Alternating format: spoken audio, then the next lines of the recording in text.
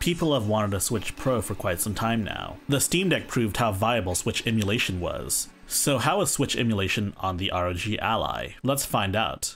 But first, let's talk about setting up Switch emulation. If you're familiar with Windows, then setting up emulation should be a breeze. Just download and install Yuzu as you would. Go on their website and press that download for Windows button, and then install it. When you launch Yuzu, you should see a pop-up message. I'm just going to show you real quick how to get your firmware set up. First, you'll want to press File, and then go to Open Yuzu folder. From here, you'll want to navigate to NAND, and then System, and then Contents, and then Registered. This is where your firmware would go. You can download these from Darth Sterney, who archives firmwares. Just be sure to download the latest firmware. Once that's over with, you'll want to extract the files into this registered folder. You'll see a million different NCA files. Copy every single file from that zip file. Unfortunately, that's only like half the battle, because now you'll have to find product keys and title keys, neither of which are easily accessible because it could be considered piracy. I can't exactly share these keys with you, so you'll just have to Google both of them. You also have the ability to mod your Switch games. In the menu, right-click them and press Open Mod Data Location. In there, it'll open up a folder where you put all of your mods in. That said, I don't really mod my Switch games all that much, except for Tears of the Kingdom. If you right-click a game and go to Properties though, you can check out every update that's been applied and create custom settings for your game, in case they need different settings to run properly. But most of the games on this list won't be running custom settings. That said, if we do run custom settings, we'll let you know. In the meantime though, these are the general settings I used on my ROG Ally. You can change whether or not Yuzu runs in handheld mode or in docked mode. Just click one of the buttons at the bottom.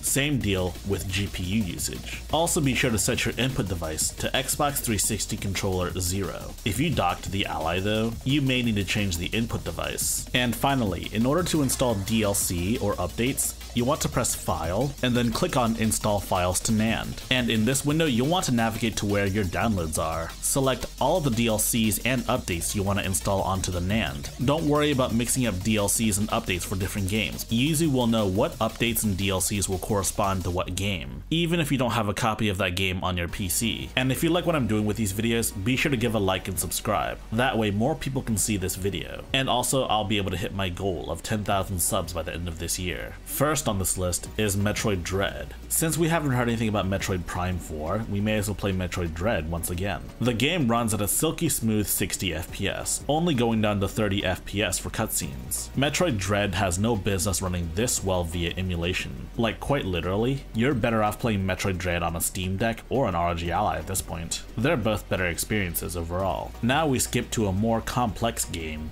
Super Mario Odyssey. Yes, the game will stutter whenever you see new effects. That's just the nature of the beast. While I have faith that this is something that can be remedied in the future, it's just something you'll have to live with. On the flip side though, it recovers from stutters a lot faster than the Steam Deck does. After shader compilation, the game runs noticeably better in this area, maintaining a full 60 FPS, at least until you encounter new graphical effects. But this is super impressive. This runs a lot better than the Steam Deck does. It also compiles shaders a lot faster, recovering from stutters fairly quickly. Next up is Pokemon Violet. I haven't seriously played a Pokemon game since Fire Red. The first thing that really sticks out is that the game will just randomly glitch at times. Those are some pretty egregious glitches. But aside from that though, the game runs at a consistent 30 FPS. And yes, even during Pokemon battles it runs at 30 FPS. Not that frame rate really matters all that much in turn-based battles, but still.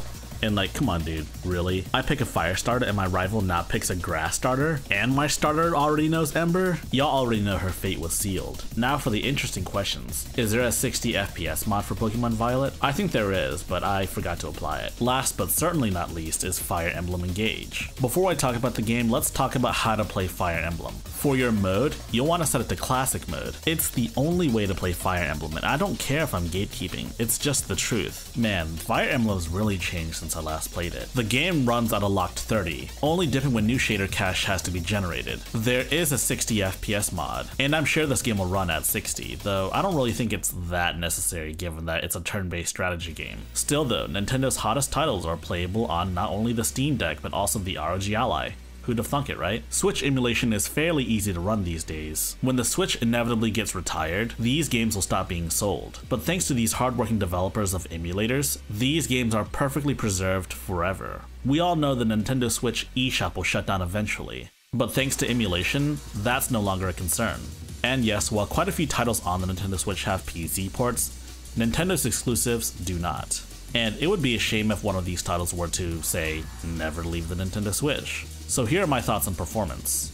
Performance across the board is generally pretty good. I've had zero complaints with any of the games I've tested out today, though there is one minor gripe. Sometimes the performance overlay on the ROG Ally would just turn off by itself when using Yuzu, and I have no idea as to why that would be. It's a weird issue, and I don't know why. And you might be noticing that there's a notable omission, Tears of the Kingdom. And that's because I think Tears of the Kingdom deserves its own video. If you like this video, be sure to press the thumbs up button and spread the good gospel of high-tech lowlife. And if you want to see more high-tech lowlife, be sure to subscribe and press the bell icon for notifications. And for you enlightened individuals, be sure to join my Discord server. And if you wish to support high-tech lowlife, be sure to check out our Patreon page. Links in the description down below.